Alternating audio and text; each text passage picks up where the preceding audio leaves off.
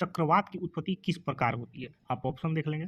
दो विभिन्न वायु राशियों के मिलने से, दो भिन्न तापमान वाली वायु राशियों के मिलने से, वायुमंडलीय दशाओं में असाधारण परिवर्तन से, अथवा चौथा ऑप्शन है उपयुक्त सभी में से।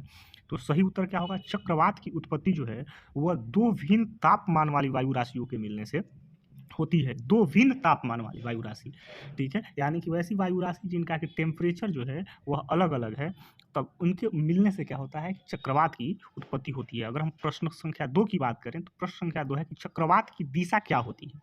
Direction of cyclone. ऑप्शन पहला है उत्तरी गोलार्ध में घड़ी के सुई के विपरीत और दक्षिणी गोलार्ध में घड़ी की सुई के अनुकूल। आप चारों ऑप्शन पढ़ लेंगे। इसका सही उत्तर जो होगा, वीडियो को पॉज करेंगे और ऑप्शन आप पढ़ लेंगे, इसका सही उत्तर होगा कि चक्रवात की दिशा जो है वो नॉर्थर्न हेमिस्फीयर यानी कि उत्तरी गोलार्ध में, यानी कि जिस गोलार्ध में भारत स्थित है, हम लोग उत्तरी और पूर्वी गोलार्ध में स्थित है, और हमारे यहाँ जो है चक्रवात का डायरेक्शन वह घड़ी के सुई की विपरीत दिशा में होती है, ठीक है। और दक्षिणी ध्रुव में क्या होगा, दक्षिणी गोलार्ध में क्या होगा, हमारे यहाँ विपरीत है तो दक्षिणी गोलार्ध में अनुकूल होता है। तो चक्रवात की दिशा जो है वो उत्तरी गोलार्ध में घड़ी की सुई के विपरीत और दक्षिणी गोलार्ध में घड़ी की सुई के अनुकूल होती है।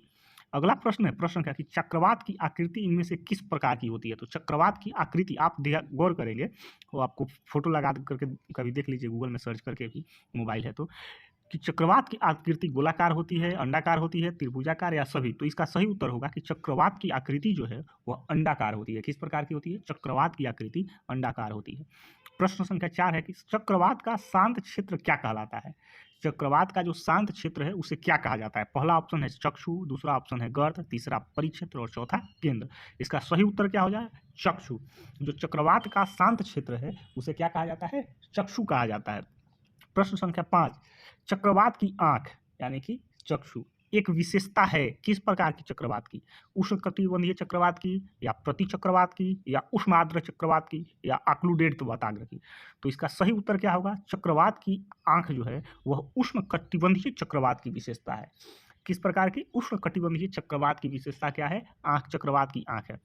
अगला है प्रश्न संख्या 6 कि फ्रंटल वर्षा किस कारण से होती है?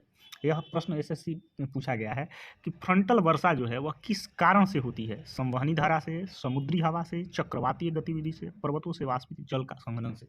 तो आप तो उत्तर गेस कर लिए होंगे कि जब हम चक्रवात की बात कर रहे हैं तो ये फ्रंटल वर्षा का सही उत्तर भी क्या होगा? चक्रवातीय गतिविधि से होती है, ठीक है। तो फ्रंटल वर्षा किस कारण होती है? चक्रवातीय गतिविधि से। अगला प्रश्न है प्रश्न संख्या 7 है कि निम्नलिखित में से कौन सा या कौन से कथन जो है वह सही है या है? तो पहला कथन क्या है? चक्रवात एक निम्न दाब तंत्र है। तो आपको भी ये बात जानकारी है कि जो साइक्लोन है वह एक निम्न दाब, लो प्रेशर सिस्टम है। और दूसरा स्टेटमेंट है कि उत्तरी गोलार्ध के चक्रवात में पवन संचलन दक्षिणावर्ती है। दक्षिणावर्ती का अर्थ क्या हो गया? Anti clockwise. तो चक्रवात एक निम्न दाब तंत्र भी है और हम लोग उत्तरी गोलार्ध में है, और यहाँ बताए हैं कि चक्रवात का जो डायरेक्शन होता है, साइक्लोन का डायरेक्शन होता है, वह क्या होता है? Anti clockwise. तो इसमें दोनों कथन सही है और इसलिए सही उत्तर क्या होगा? 1 और 2 दोनों। प्रश्न संख्या 7 की बात करते हैं कि टी मापक पर निम्न में से किसका मापन किया जाता है? टी मापक, टी स्केल जो है इस पर किसका मापन किया जाता है?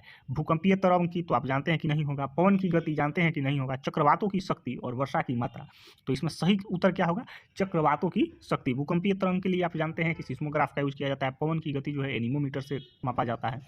तो चक्रवात की जो शक्ति है वह टी स्केल पर मापा जाता है। प्रश्न संख्या 9 है कि फिलीपींस, जापान तथा चीन सागर में जो उष्णकटिबंधीय चक्रवातीय तूफान आते हैं उन्हें क्या कहते हैं? तो आपको जानते हैं, इसमें जापान दे दिया, यहाँ से भी आप आइडिया लगा सकते हैं कि जापान में क्या आता है? टाइफून आता है। तो फिलीपींस, जापान और जो चीन सागर है उसमें उष्णकटिबंधीय चक्रवातीय तूफान को क्या कहा जाता है? टाइफून कहा जाता है। क्या कहा जाता है? टाइफून। कहाँ आता है? फिलीपींस, जापान और चीन सागर में जो उष्णकटिबंधीय चक्रवातीय तूफान आते हैं उन्हें ही हम टाइफून के नाम से जानते हैं। अगला प्रश्न है कि हरिकेन चलते हैं। हरिकेन यह भी एक प्रकार का चक्रवात है और यह यूरोप में चलता है, सहारा मरुस्थल में चलता है, चीन सागर में चलता है या मिसिसिपी घाटी में। तो आप जानते हैं कि हरिकेन जो है वह किधर चलता है? संयुक्त राज्य अमेरिका, यूएसए की तरफ चलता है, यानी कि मिसिसिपी की घाटी में चलते हैं।